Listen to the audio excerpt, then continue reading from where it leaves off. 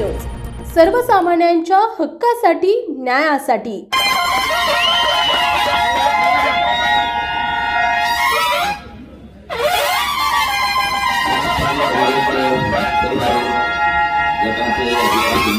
महाविकास आघाडीचा अधिकृत उमेदवार म्हणून माझ्या प्रचार फेरीला उपस्थित असलेल्या आमच्या सर्वांचं दैवत आदरणीय साहेब, या राज्याचे माजी मुख्यमंत्री आणि महाविकास आघाडीचा भक्कम अशा प्रकारचा मजबूत असा आधार आदरणीय पृथ्वीराज चव्हाण साहेब, निष्ठावंत माझ्यासारखा कसा असावा हे तर कोणाकडे पाहिलं तर विक्रमसिंह पाटणकरांकडे पाहिलं।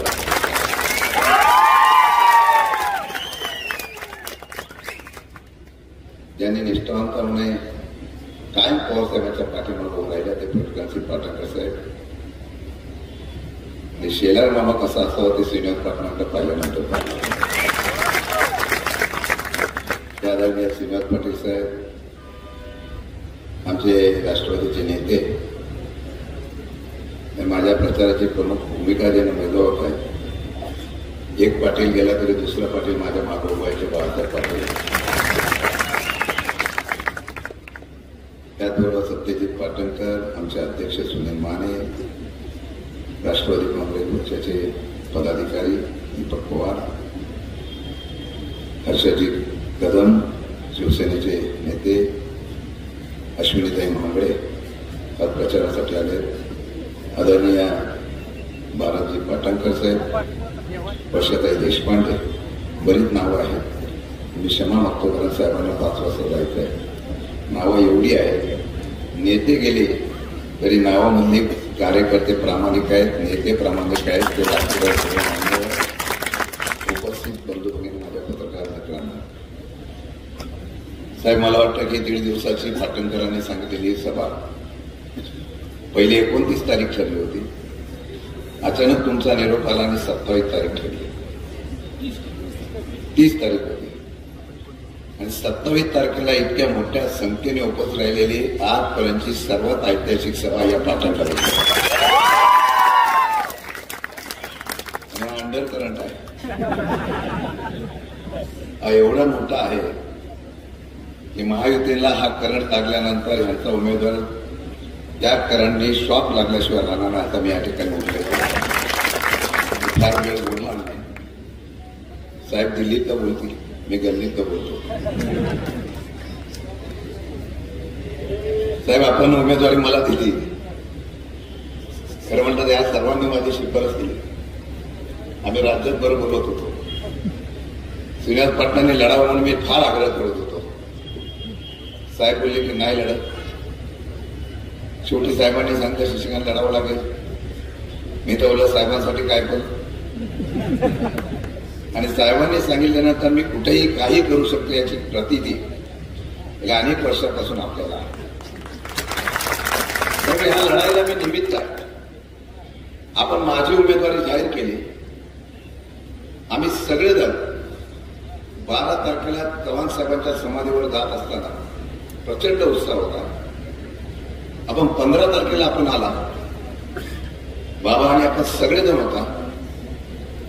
15 तारखेला जी रॅली झाली साहेब, 2 दिवसामध्ये प्रचंड उत्साहामध्ये लोक आली। पोलिसांनी 4-4 किलोमीटर गाड्या अडवल्यानंतर तो उत्साह होता लोकांच्या मनामध्ये, तो पाहिला आणि तेव्हापासून हा लोकांचा असलेला प्रतिसाद प्रचंड प्रमाणात जिल्ह्याला पाहायला मिळाला आणि आज त्याची पहिली सभा होत असताना प्रचिती या पाटणच्या ऐतिहासिक मना या ठिकाणी सभेमध्ये होत्या। आज सुद्धा 3 लावले होते, तर वातावरण चांगलं झालं। निवडणुकीला जो काही रोष या जनतेच्या मनामध्ये होता, राज्याच्या आणि देशाच्या कारभाराबद्दल जो काही मनामध्ये लोकांच्या मनामध्ये राग होता, तो या निवडणुकीच्या माध्यमातून आम्ही गावागावामध्ये वाड्यावस्त्यांमध्ये फिरताना पाहायला मिळतो। नव्हे तर या तरुणांनी ज्या पद्धतीने निवडणूक हातामध्ये घेण्याचा निर्णय घेतला,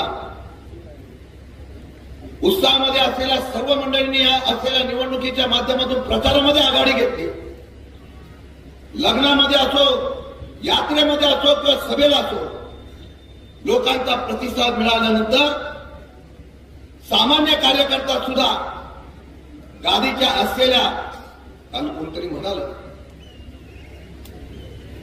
मान छत्रपतीच्या गादीला तर मत तुतारीला.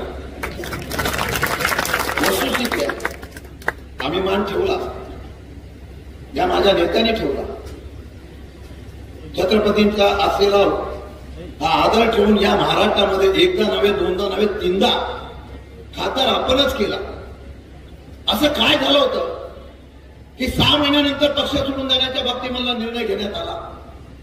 गद्दारी आम्ही केली नाही, गद्दारी आपण केलेल्या, या लोकांनी दिलेल्या निवडणुकीच्या माध्यमातून करण्याचा प्रयत्न आपण केला. सांगितलं जातं. माझा एक प्रश्न फक्त आज आहे. मागच्या वेळेला जलपूजन करताना आपण होता, छत्रपतीचं स्मारक उभं करताना 5 वर्षात एकदा तरी पंतप्रधानांना म्हणायचं होतं त्या छत्रपतीच्या स्मारकाचं काय झालं तर आम्ही छत्रपतीच्या गादीचा मान ठेवला असता. असो, बरं बोलतो भ्रष्टाचारा बाबतीमध्ये मला एकाने विचारलं, औद्योगिक क्षेत्राने इथं इंडस्ट्री का वाढत नाही. न वाढण्याचं कारण मला विचारण्यापेक्षा जे काही इथून सोडून गेले त्यांनाच विचारा. त्यामुळे जास्त काय मी बोलत नाही. तर काल मला रात्री नोटीस आली आणि नोटीसमध्ये मला माझ्यावर एक गुन्हा आधीच दाखल झाला. मी तुमची शपथ घेऊन सांगतो, हे कुठं बोलणार नाही. जो गुन्हा, जी घटना तांत्रिकदृष्ट्या टाकली असो, बरं बोलतो भ्रष्टाचारा बाबतीमध्ये मला एकाने विचारलं, औद्योगिक क्षेत्राने इथं इंडस्ट्री का वाढत नाही. न वाढण्याचं कारण मला विचारण्यापेक्षा जे काही इथून सोडून गेले त्यांनाच विचारा. त्यामुळे जास्त काय मी बोलत नाही. तर काल मला रात्री नोटीस आली आणि नोटीसमध्ये मला माझ्यावर एक गुन्हा आधीच दाखल झाला.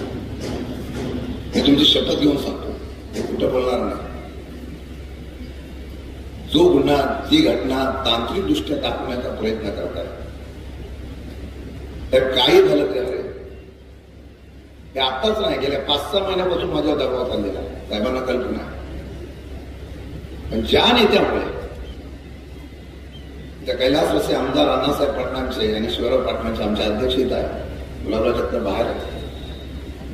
बाकीच्यांनी काय माझ्याबद्दल होताना तरी मी त्याला महत्व देत नाही. पण पाटण खोऱ्यामध्ये असलेला माथाडी कामगार सुद्धा मनापासून माती येतात. रात्रंदिवस मेहनत केली. ज्या वेळेला या संघटनेला शिवराव पाटील गेले, अण्णासाहेब पाटील गेले, हा माझा नेता तिथं एका मिनिटामध्ये हजर होत होता. एका इमारतीचं उद्घाटन व्हायला चव्हाणसाहेब येत नाही म्हणता अण्णासाहेब पाटलांनी सांगितलं होतं, मी त्या ठिकाणी आपलं कमी जास्त करेन. तर दिल्लीवरून खास विमाने येणारे यशवंतराव चव्हाण आणि माथाडीच्या अडचणीला आमच्यावर कृपाछत्र देणारा शरद पवार, ह्या दोन्ही एकाच राहण्याच्या बाजूला त्याचा अभिमानाने आम्ही सत्तेसाठी लाचार नाही.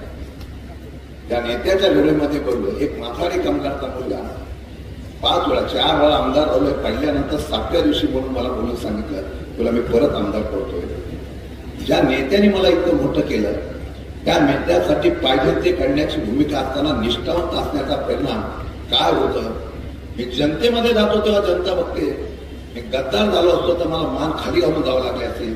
अभिमानाने फिरताना लोक माझा स्वागत करण्यासाठी या निष्ठावंत मावळा आला, मला ते असलेलं प्रसिद्धी पत्रक उष्णावं आहे.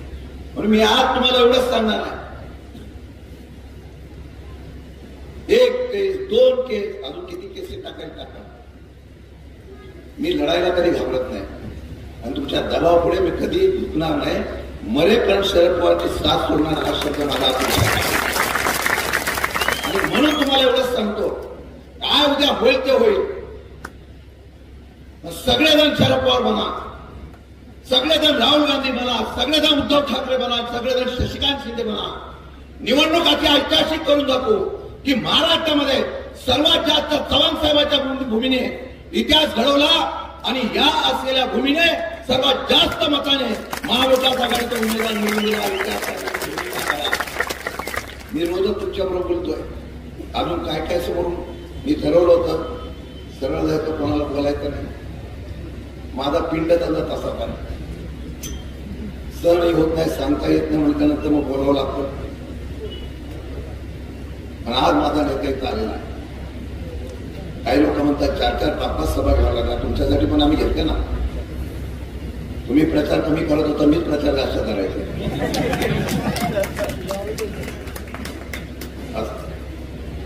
पण तुतारी विसरू नका. आज फार मोठ्या संख्येने आली. हे बदलाचं क्रांती आहे. ही क्रांती आहे. ही क्रांती आहे आणि ही क्रांती 100% नुसत्या सातारा जिल्ह्यात नाही, ती महाराष्ट्रामध्ये आणि महाराष्ट्रामध्ये घडवण्याची ताकद माझ्या नेत्यांनी दाखवली. 10-15 सभा रोज हा माझा नेता रोज आम्ही विचार जिवंत राहायला पाहिजे. छत्रपतीचा महाराष्ट्र जिवंत राहायला म्हणून करतायत.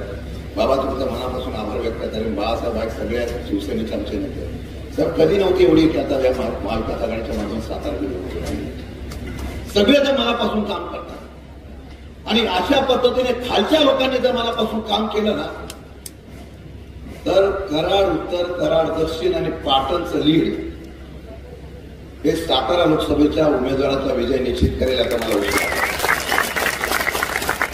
त्यामुळे आता कराडच्या फेऱ्या बऱ्याच लोकांच्या वाढलेल्या आहेत, पण लोक काय सापडत नाही. कोणाला विचारा, चॅनलवाले जातात, कोणाला देणार, तेव्हा तुतारीला देणार. कधी नव्हती. आम्ही तर वटवृक्ष मागत होतो. आम्ही असं बसलो होतो तेव्हा साहेबांच्या वटवृक्ष घ्यायचा, चिठ्ठी घ्यायची, कब्बशी. निवडणूक आयोग पण चांगला होता, म्हणजे बाकीच्या वेळेला स्वतः झाला. हा ट्रम्पेटला पण तुतारी नाव देऊन टाकलं. फक्त चंद्रचूडवर आता विश्वास आहे. तेच बोलले, मतदान करताना नीट मच्छर करून मतदान करा. त्यांना सुद्धा चिंता आहे, फक्त न्यायाधीशाला सरकारची तेवढाच एक आक्षेप करा. त्यांनी ते चिन्ह दिलं आम्हाला. आणि आमची सर्वांची परिस्थिती पाकिस्तानच्या निवडणुकीसाठी झाली आहे. पण साहेबांचा एवढे चातुर्य होतं की त्यांनी कोर्टातच अर्ज केला आणि मग निवडणूक आयोगाने पण न्याय दिली, तुतारी दिली. काय कुठे जावं तिथं लगेच सगळे जण आम्हाला बघितलं की तुतारी घेऊनच येतात. एवढी तुतारी कशी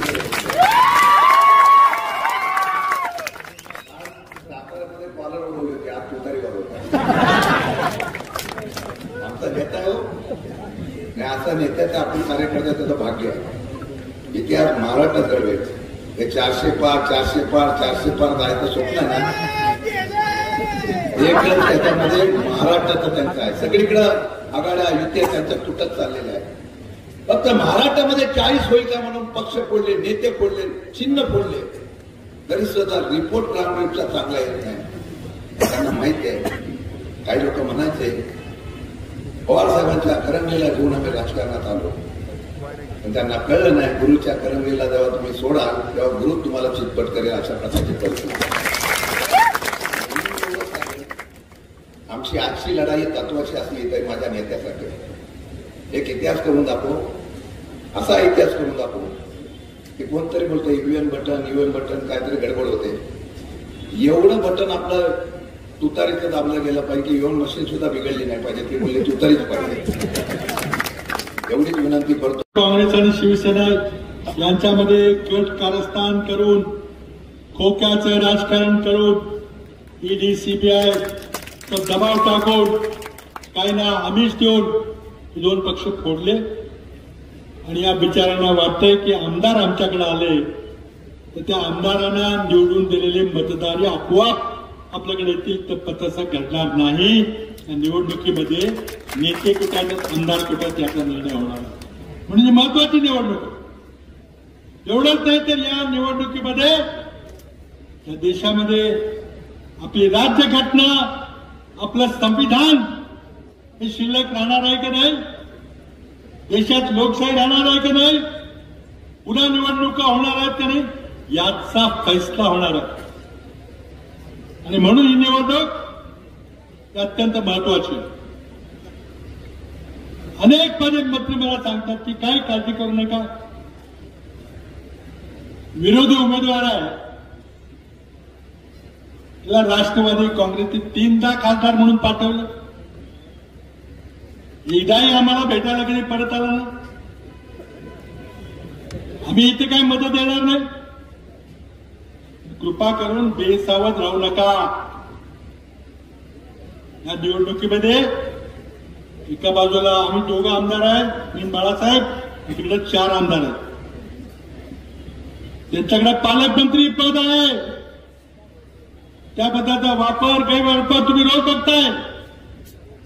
आणि एवढंच नाही, संबंध एकनाथ शिंदे, फडणवीस, अजित पवार सरकार, त्या सरकारच्या विरोधात आपल्याला लढायचं. आणि तो बेसावध राहून चालणार नाही. उमेदवार आला नाही, उमेदवाराला पुढे मत देणार नाही असं म्हणू नका.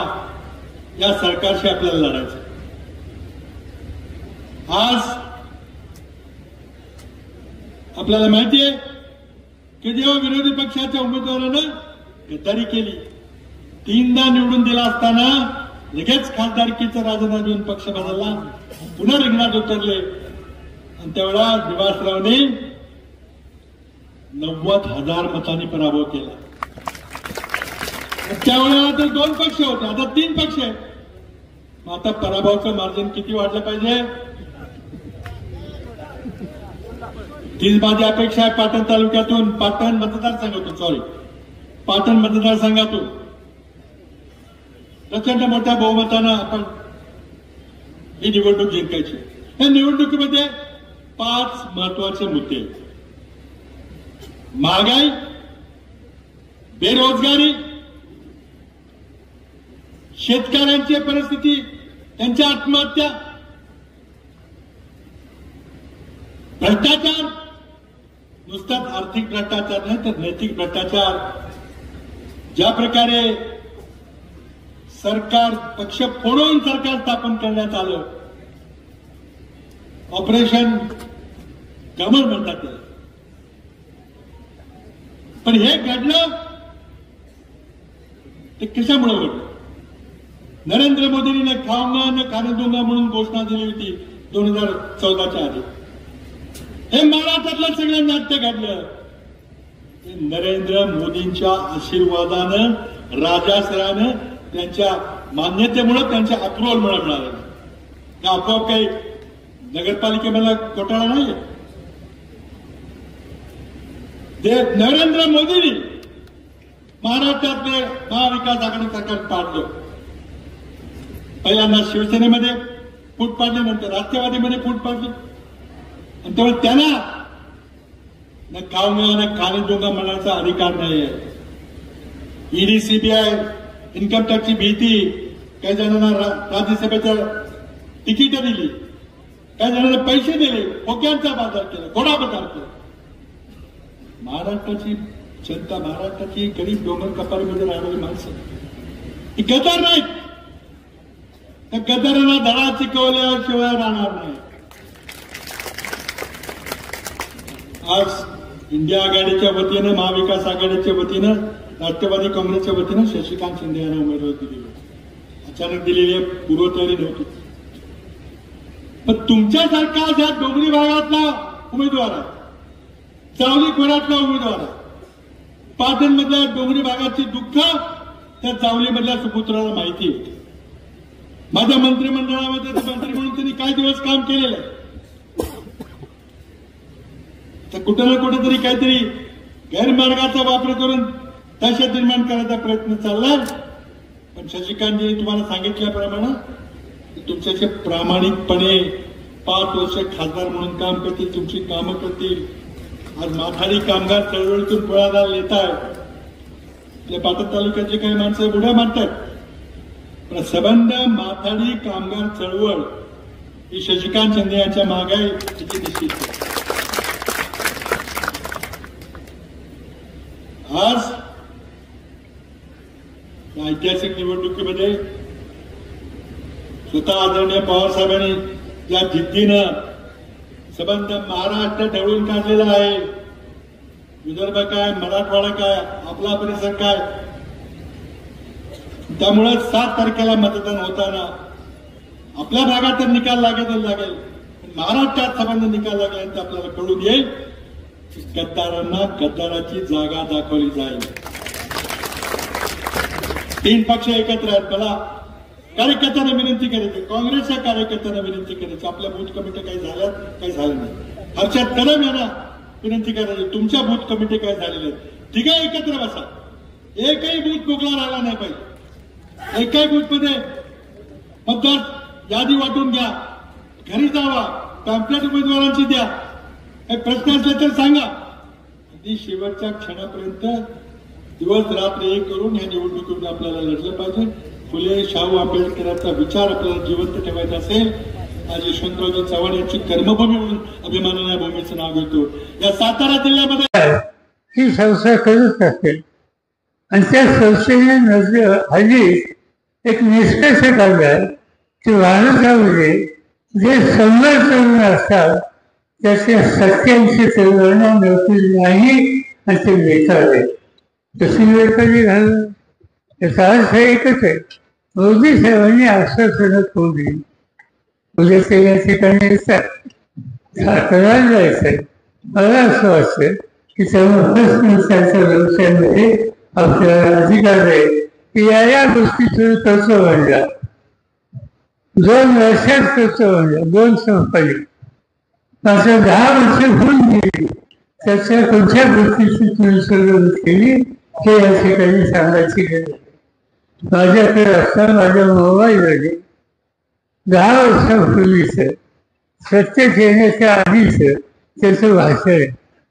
त्या भाषणामध्ये त्यांनी सांगितलं होतं की मनमोहन सिंगच्या राज्यामध्ये इतकी महागाई वाढली, माझ्या हातात सत्तेत दिल्याच्या नंतर इतकं भावाची करीत असतो. ते भाषण ऐकलं तरी सुद्धा आपल्या लक्षात येईल की भाषणं अनेक केली, आश्वासनं अनेक दिली, त्याची 50% सुद्धा गोष्टी या त्यांनी खुल्या केलेल्या नाही. आणि त्यामुळे आज ते देशाची सत्ता पुन्हा मागण्यासाठी आज आली. टीका टिप्पणी हा त्यांचा स्वभाव आहे. स्वतः काय केलं हे सांगायचं. त्यांची भाषणं आम्ही अनेक ठिकाणी ऐकतो. टीका कुणावर करतात? टीका करतात राहुल गांधींच्या, शहाबाला म्हणून त्यांचा उल्लेख करतात. आणि ज्या तरुणानं या देशाच्या एकंदर स्थितीचा अभ्यास करण्यासाठी काश्मीरपासून कन्याकुमारीपर्यंत पदयात्रा काढली, कोट्यावधी लोकांची सुसंवाद केला, त्याचं दुखणं समजून घेतलं आणि देशाच्या भल्याच्यासाठी काही ठोसपणानं पावलं टाकली, त्याची आवश्यकता आहे, त्याची मांडणी ते करत आहेत, त्याचं कौतुक करायचं सोडा, कमीत कमी वाईट बोलू नका. टीका टिप्पणी करता जवाहरलाल नेहरूंचा स्वातंत्र्याच्या आंदोलनामध्ये सवन घराघराचा विचार ज्या कुटुंबांनी केला, आयुष्याची 13 वर्ष इंग्रजांच्या तुरुंगात त्यांनी घालवली आणि 47 स्वातंत्र्य मिळाल्यानंतर या देशाचा कारभार संसदीय लोकशाही पद्धतीने चालेल यासाठी त्यांनी रचना उभी केली. आणि जगामध्ये या उत्सवाला एक प्रतिष्ठा होती. त्या जवाहरलाल नेहरूंच्या टीका होईल, अनेकांच्या या पद्धतीने सिंगाच्यावर आणि कोण करतोय तर देशाचे प्रधानमंत्री करताय. प्रधानमंत्री पद ही एक संस्था आहे, इन्स्टिट्यूशन आहे, तिची इज्जत ठेवली पाहिजे आम्हाला मागणी. आणि अद्याप त्यांची ठेवतो, संसदेमध्ये समावेश सुद्धा ठेवतो, लोकांच्या वेळी सुद्धा ठेवतो. पण तुम्ही ती ठेवली आणि त्यांनी या पद्धतीची वक्तव्य केली, त्याच्या पदाचा गरिमा हा राहू शकत नाही. आणि या देशामध्ये अनेक प्रधानमंत्री होऊन गेले, पण ही स्थिती कधी कोणाच्या कारखान्यामध्ये झाली निदान मी तर पाहिले नाही. मी इंदिरा गांधींच्या नंतर जेवढे प्रधानमंत्री झाले त्या सगळ्यांचा कालखंड हा जवळून पाहिलेला आहे. तरी आम्हाला हे ऐकायला मिळालं की आज मोदींच्या लोकांना ऐकायची स्थिती या ठिकाणी निर्माण झाली. आणि त्यामुळे आपल्याला विचार करायचा, देश त्यांच्या हातात ठेवायचं, देशाचे प्रश्न सोडवायचे काही, देशासमोरचा शेतकरी असेल, देशासमोरचा कामगार असेल, देशासमोरचा कष्टकरी असेल, देशासमोरचा महिला असेल, आदिवासी असतील, या सगळ्यांच्या हिताची जपणूक हे एक सूत्र घेऊन आपल्याला पुढे जायचंय. आणि ह्या रस्त्याने जायचं असेल तर मोदींच्या कालखंडात मोदींची विचारधारणा ती हिताची नाही आणि त्यासाठी परिवर्तन करण्याची आवश्यकता आहे. आणि ते परिवर्तन करण्यासाठी उद्या होणाऱ्या निवडणुकीमध्ये आज या ठिकाणी कष्टकऱ्यांचा प्रतिनिधी म्हणून शशिकांत शिंदेची उमेदवारी तुम्हाला सगळ्यांच्या खबर दिली. त्यांच्या उमेदवारीचं फरक मतदार केंद्रात गेल्याच्या नंतर त्यांचं तुकारी वाजवणारा माणूस ही खूण असेल त्याच्यासोबत समर्थन लावा. व त्या संख्येने देशाचा लोकधर्म भाषा त्या ठिकाणी मी स्वतः आहे, त्या ठिकाणी पृथ्वीराज चव्हाण आहेत आणि सर्वजण त्यांच्या समेत राहून त्यांच्या साथीला साथ देऊ. जे काही प्रश्न ते म्हणतात त्याला आम्ही हातभार लावू आणि शासनाचं नेतृत्व संसदेमध्ये प्रमाणित काम करतोय ही स्थिती निर्माण करू एवढं त्या ठिकाणी सांगतो. आणि पुढच्या सगळ्याला जायचं असल्यामुळे अधिक प्रेरणा घेता मी आपल्या सगळ्याची रजा घेतो. जय हिंद, जय महाराज.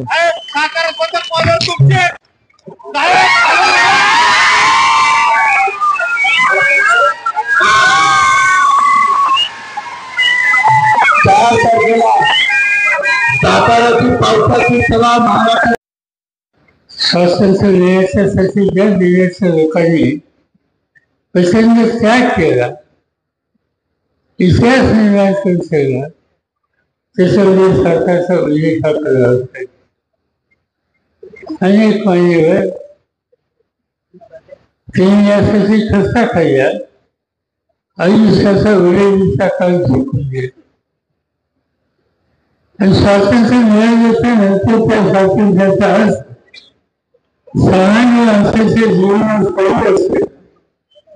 हा जीवनासाठी त्यांनी हस्तस्त केले.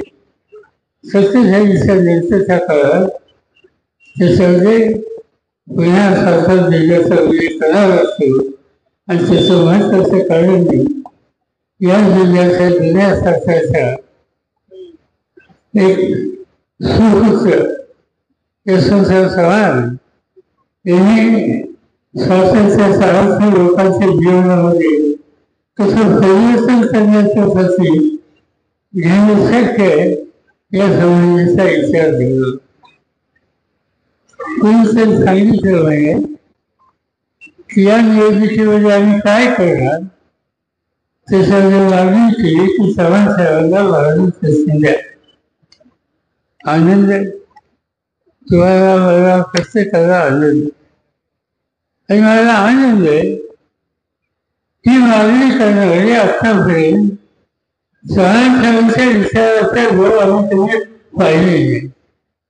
अनेकांनी त्यांच्यासाठी गोष्टी केल्या. हिंदी भाषाने करारामध्ये सुखस्थळ निर्माण केलं आणि महाराष्ट्रातील सगळ्याच्या महाराष्ट्राच्या बाहेरची सुद्धा चव्हाण साहेबांच्या संबंधी संगमावर सगळ्या राष्ट्रीय संघर्षासाठी येत असतात.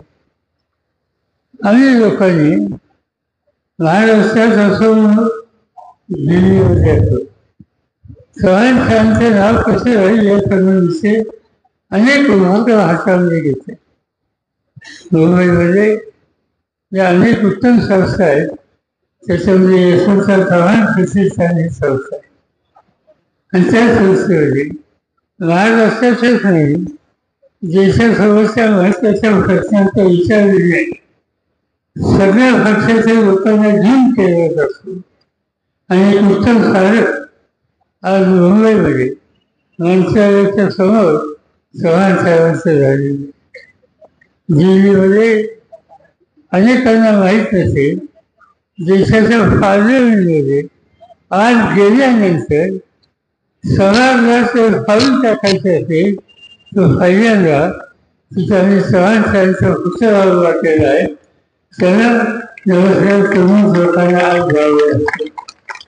या देशाचं संरक्षण नसते म्हणून चव्हाण साहेबांनी काम केलं. त्या खात्यावरही काम केलं, त्या खात्यावर पुतळ्यांनी काम केलं आणि संरक्षण खात्याचं जे कार्यालय आहे त्या कार्यालयाच्या दारामध्ये एक कर्तव्यगार संरक्षण मंत्री म्हणून चव्हाण साहेबांचा पुतळा आणि तिथे उभा केलेला देशाच्या रक्षणासाठी त्यांच्या खांद्यावर जबाबदारी आहे. ते घटक ज्यावेळेला आपल्या कार्याला उभे जातात त्यांच्या समोर प्रथम चव्हाण साहेबांचे दर्शन होते. अशा अनेक गोष्टी चव्हाण साहेबांच्या योगदानाच्या संबंधीची कायमची न घावी पण सगळ्यांनी विरोध केलेले आणि त्यामुळे हा विषय आम्ही कधी निवडणुकीचा केला नाही. हा विषय आम्ही कधी मतं मांडण्यासाठी केला नाही. तर आज मी पहिल्यांदाच इतक्या ठिकाणी त्या संदर्भात काय केलं त्याचा उल्लेख या ठिकाणी करतो. ठीक आहे, निवडणुका आल्या, निवडणुकीच्या दृष्टीने आपली गणना आपला काढतो हा त्या ठिकाणी मांडण्याची जबाबदारी आहे. हा अनेक प्रश्न या ठिकाणी आहेत. या 4 खास प्रश्नांचा उल्लेख पृथ्वीराजांनी या ठिकाणी केला. महागाईच्या सारखा प्रश्न आज ज्याचा उल्लेख त्यांनी या ठिकाणी केला. काय स्थिती आहे महागाईच्या संदर्भात? घर चालवणं आमच्या भगिनीने अवघड झालं, गाडी चालवणं अवघड झालं. 2014 पेट्रोलचा दर 71 रुपये होता. मोदी साहेबांनी जाहीर केलं की हातात सत्ता आल्यानंतर 50 दिवसाच्या आत पेट्रोल सेवा खाली आणतो, डिझेल सेवा खाली आणतो. आज नसलेला 3650 दिवस मोदींचं आश्वासन म्हणून झालेले. पेट्रोलचे भाव खाली आले का? त्यावेळेला जो काही भाव होता ज्याचा उल्लेख त्यांनी 15 दिवसात खाली आणतो केला, त्या सौद्यासाठी 71 रुपयाचा दर आज तो 106 रुपयावर गेले. आणि त्याचा उल्लेख त्यांनीच केला की गॅसचं सिलेंडर ज्याची किंमत त्यावेळेला 2014ला 410 रुपये होते ती आज 1160 झाली. दुसऱ्या याचा विषय घ्या, मोदींच्या राज्यात महागाई कमी झालेली नाही ती वाढली. एका दिवसापासून त्यांनी अनेक ठिकाणी सांगितले की आम्ही ही रेखाडी संस्था जगामध्ये इंटरनॅशनल लेवल ऑर्गनायझेशन नावाची एक संघटना आहे, जागतिक संघटना आहे. आणि जगाच्या नव्या पिढीला किती टक्के लोकांना काम करण्याचा अधिकार मिळाला त्याचं संशोधन अभ्यास ही संस्था करत असते. आणि त्या संस्थेने हल्ली एक निष्कर्ष आपल्या परिसरातील बातम्या पाहण्यासाठी आजच आमच्या सत्यशोधक महाराष्ट्र न्यूज चॅनलला यूट्यूबवर सबस्क्राईब करा आणि बेल आयकॉन प्रेस करा.